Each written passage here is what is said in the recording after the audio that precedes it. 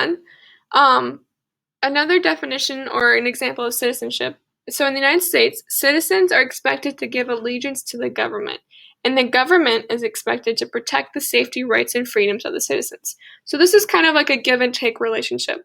So for our government, citizens are expected to be loyal to our government, to be protective of our government. They are encouraged not to speak bad about the government, which, I mean, we have the freedom of speech. It's in one of our rights. We're going to talk about later today some of our rights.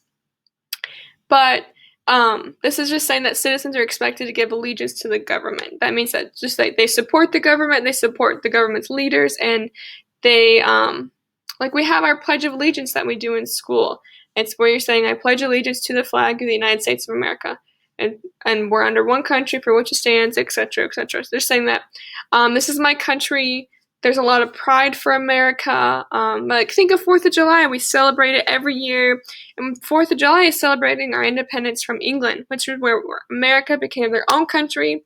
It was our first big move.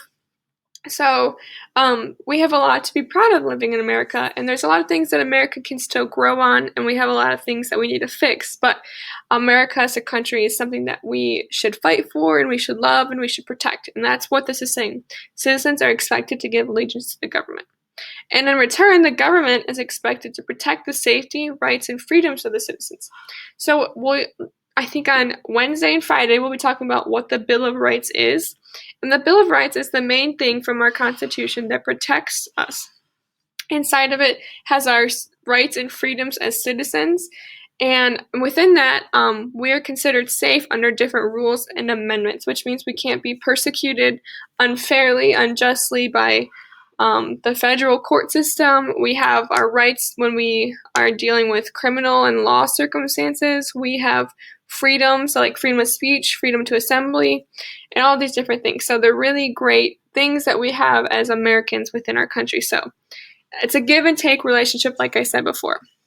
So on this next slide, on your slide that you have, you should write in each of these columns. First one, what are some responsibilities that U.S. citizens have? I talked about this just under, and this last slide will help you if you need some, like a starting point of what to say. What are some responsibilities that U.S. citizens have? Like what do we have to do as a citizen in the United States? And the second column says, what are some rights that we have? So again, this last slide might help. You can Google this if you need to. We will be talking more about the Bill of Rights, but maybe you could look up what the Bill of Rights is and write some of those rights down in this column.